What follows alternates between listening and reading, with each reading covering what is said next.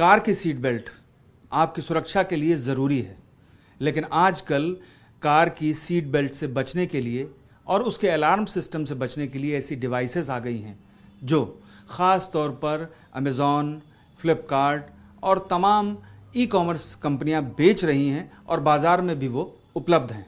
लेकिन लोग अनजान हैं कि सीट बेल्ट ना लगाने से दुर्घटना के दौरान वो कितने जोखिम में पड़ सकते हैं।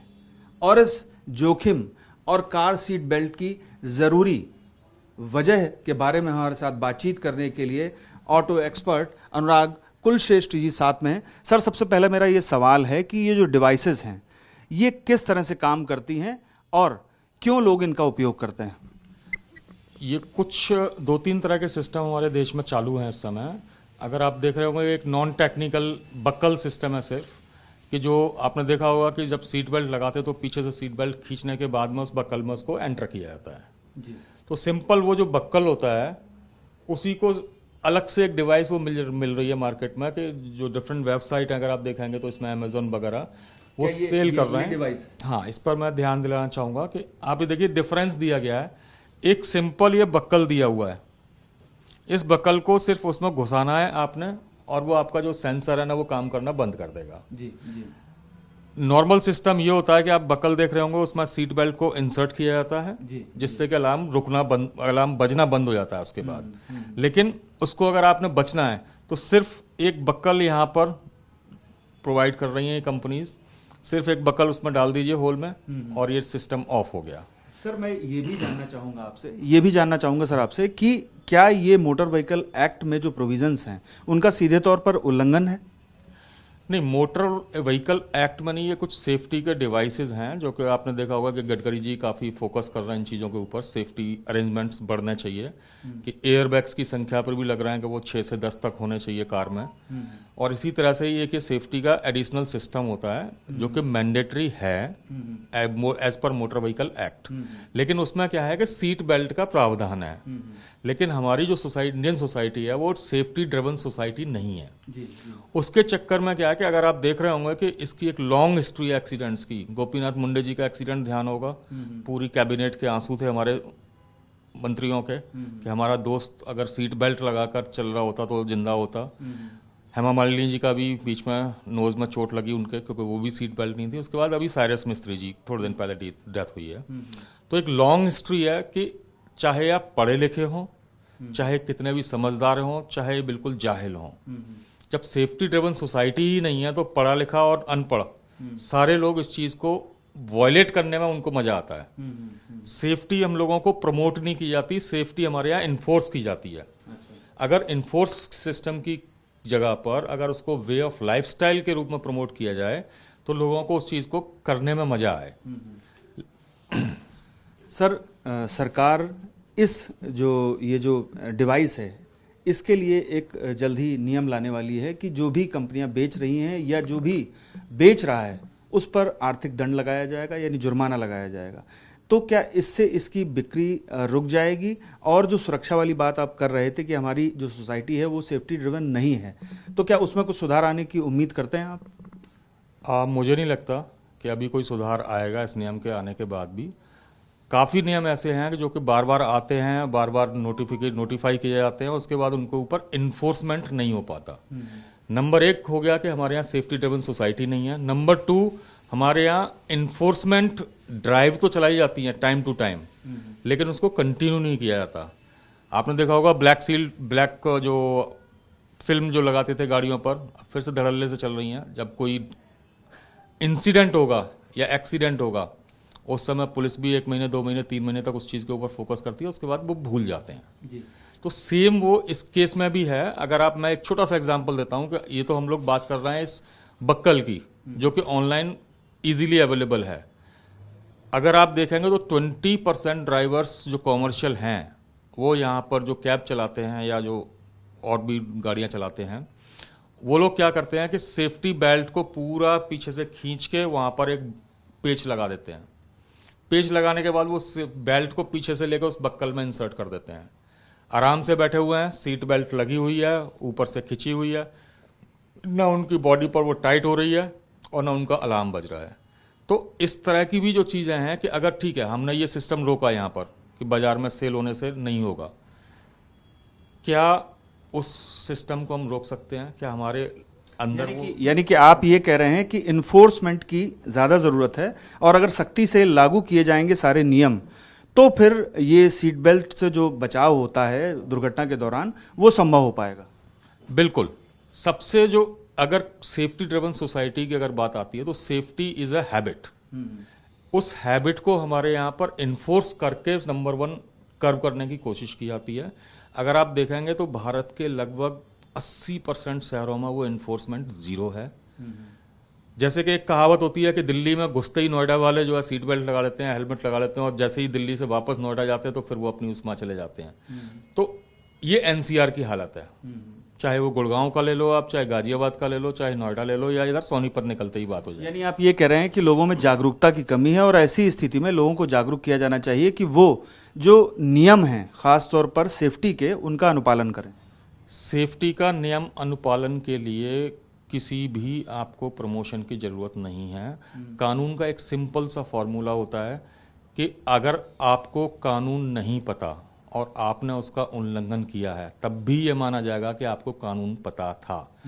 क्या आप एक बंदूक या एक चाकू लेकर जेब में घूम सकते हैं? क्या वो लोगों को पता नहीं है कि खतरे वाली चीज़ें हैं और ये कानून इसके ऊपर बहुत तगड़ा है, लेकिन फिर भी नहीं घूमते?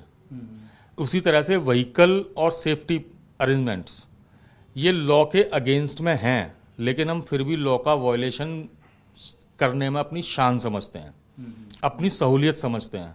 तो एक तो उस परसेप्शन को दूर करना होगा। आपने देखा होगा कि जब motor vehicle act amendment act जो 19 में लागू हुआ था, और जब एक साथ चलान 10,000, 20,000, 50,000, 2 लाख तक के चलान लोगों के हुए, सब एक लाइन में सुधर के चलने लगे थे। तो वो डर, हमें कानून का डर पब्लिक के अंदर क्रिएट करना पड़ेगा कि maximum challan with maximum amount. जब तक वो डर लोगों के अंदर नहीं जाएगा तो अवेयर नहीं होंगे लोग आगे। अच्छा, मैं आपसे ये जानना चाहूँगा कि जो सीट बेल्ट होती है वो किस तरह से दुर्घटना के दौरान लोगों को बचाती है, और क्या ये भी है कि अगर सीट बेल्ट नहीं लगाया जाएगा तो बाकी जो सुरक्षा के चीज़ें होती हैं वो भी ओपन नहीं हो पाती?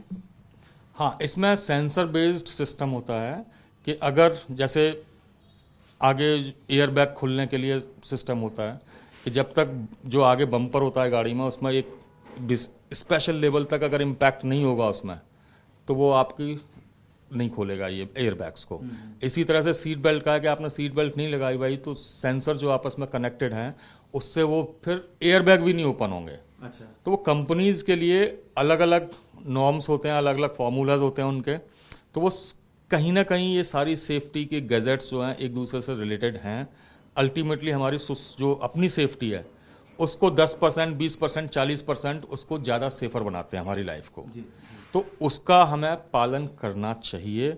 लेकिन जब तक मैं सेफ्टी ड्रिवन सोसाइटी का हिस्सा नहीं बनूंगा तब तक मैं उसको लेकर सिर्फ यही मान के चलूंगा कि मेरे ऊपर इस कानून को इन्फोर्स किया जा रहा है, और जहां पर मेरी नज़र पुलिस वालों पर जाएगी वहां पर मैं उसका पालन करूंगा, जहां पर नहीं जाएगी वहां पर मैं खुलेआम चलूंगा। तो और ये सोसाइटी में हमारे प्रमोशन होता है, चाहे वो पॉलिटिकल क्लास हो, वहां से भी प्रमोशन होता है जो कि पॉलिसी मेकर्स होते हैं। नंबर 2, इन्फोर्सर्स जो कि इन्फोर्स करते हैं इस चीज को, वो 90% केस में खुलेआम इस लॉ का उल्लंघन करते हैं। तीसरा आता है एक हमारे यहाँ प्रोवोकेशन। अगर आपने हमारी मूवीज, आपने हमारे सीरियल्स देखे हों तो वहां पर सीट बेल्ट कभी प्रमोट नहीं किया जाता। बैठो, आप उठो और चल दो। हमारे टीवी में जो एडवर्टीजमेंट्स आते हैं अगर आप उनमें भी देखेंगे तो लगभग आपको मिलेगा कि ऑटो से रिलेटेड जो ऐड आते हैं उसमें, चाहे वो एफएमसीजी कर रही हो, चाहे ऑटो कंपनीज, चाहे टायर कंपनीज, वहां पर भी सीट बेल्ट को थोड़ा सा साइडलाइन किया जाता है। लेकिन सरकार तो कई 100 करोड़ रुपए हर साल खर्च करती है सीट बेल्ट और सुरक्षा के जो मानक हैं उनका अनुपालन करने के लिए।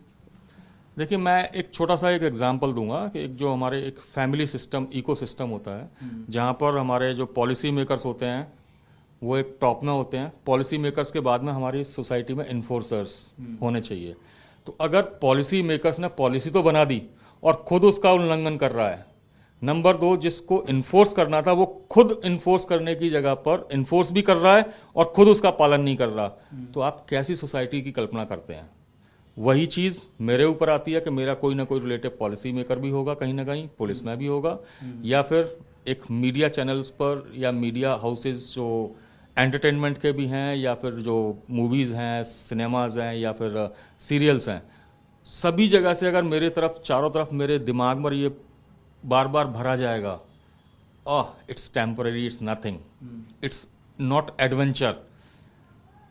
एक जो सोसाइटी के अंदर हमारी कल्पना है कि वायलेशन जो ट्रैफिक रूल्स का है वो मेरी शान है, आपको हर जगह पर, हर कीमत पर, हर शहर में, हर गांव में इसका वायलेशन आम मिलेगा आपको।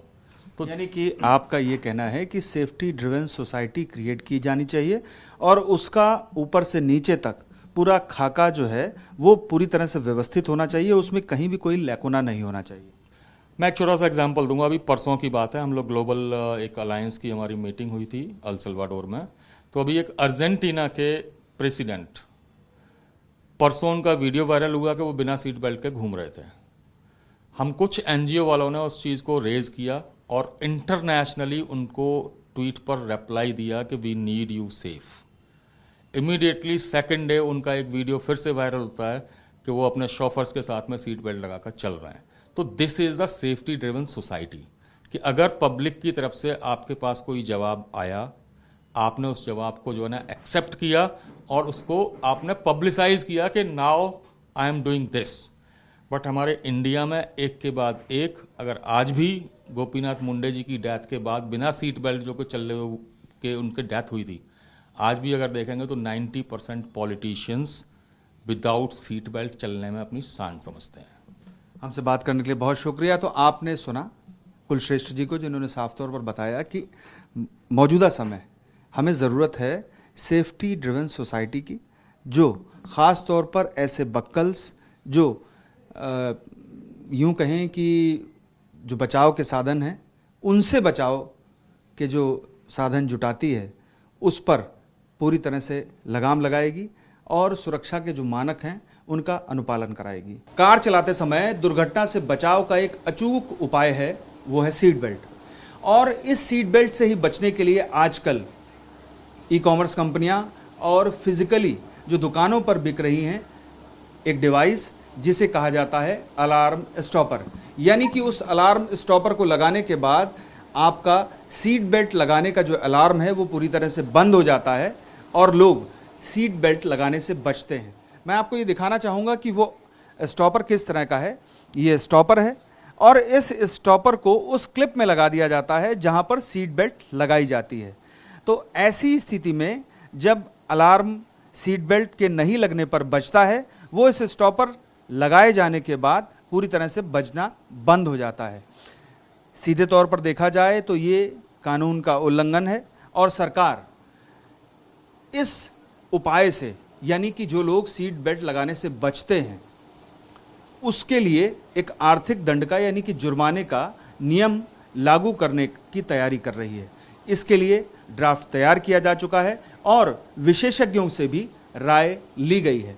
अब देखना कि ये है कि सरकार इस मामले में कब तक कड़ा कदम उठाती है और ज़मीन पर पूरी तरह से इस कवायद को बंद करने के लिए सरकार अपना कदम पुख्ता तौर पर लागू करती है। सरकार सीट बेल्ट अलार्म स्टॉपर के खिलाफ नियम लाने वाली है और मैं ये जानना चाहूँगा आपसे कि ये अलार्म स्टॉपर है क्या, किस तरह से लोग इसको उपयोग में लाते हैं और सीट बेल्ट से बचते हैं। दूसरी बात ये है सबसे अहम कि आखिर ये उपाय क्यों लोगों को अपनाने पड़ रहे हैं। मैं एक छोटी सी बात से स्टार्ट करूंगा कि इस तरह का जो सिस्टम हमारे यहाँ पर लाया जाता है, सबसे पहला इन्फोर्समेंट स्टार्ट हुआ कि आपको सीट बेल्ट मैंडेटरी है जी।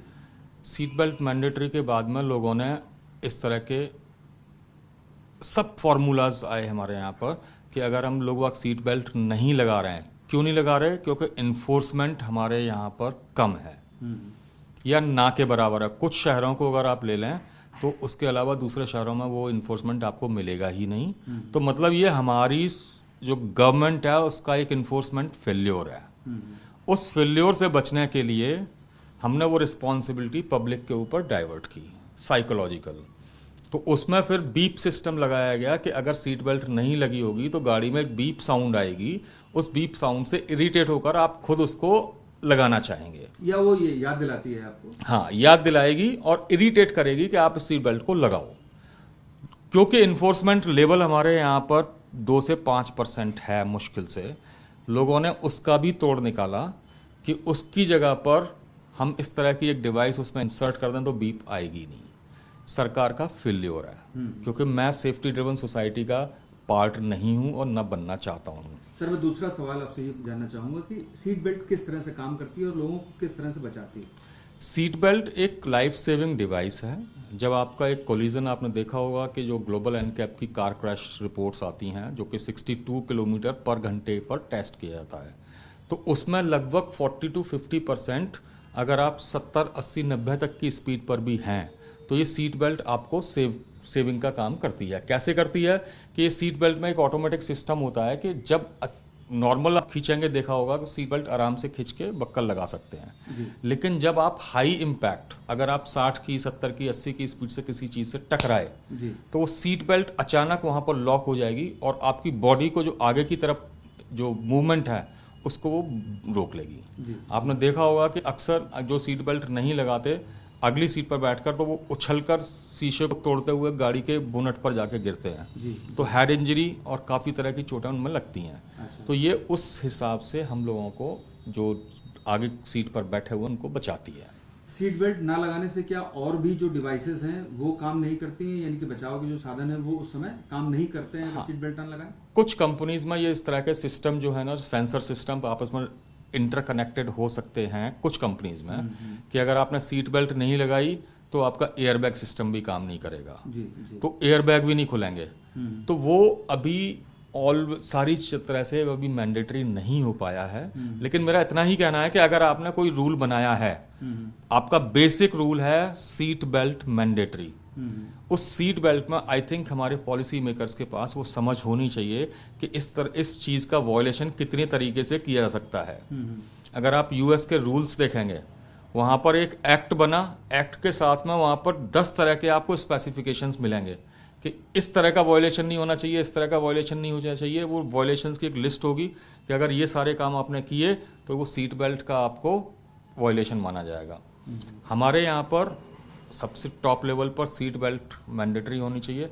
उसके बाद नीचे क्या क्या छूट हो सकती हैं वो उसमें कोई मेंशन नहीं होता। उसमें जब एक एक करके वो चीज़ सामने आती जाती हैं तो फिर हमारी सरकार उसमें 1 साल, 2 साल, 3 साल का फिर से समय लेती है कि अच्छा लोगों ने ये अरेंजमेंट कर दिया। ओपनली मार्केट में ये चीज़ बिकती हैं, लोग बाग देखते रहते हैं, पॉलिसी मेकर्स देखते रहते हैं। क्या ये जिस समय सीट बेल्ट मैंडेटरी के साथ में एक नहीं लगना चाहिए सिस्टम कि बीप साउंड, क्यों बीप साउंड? इन्फोर्समेंट का फेल्योर है इसलिए बीप साउंड होना चाहिए।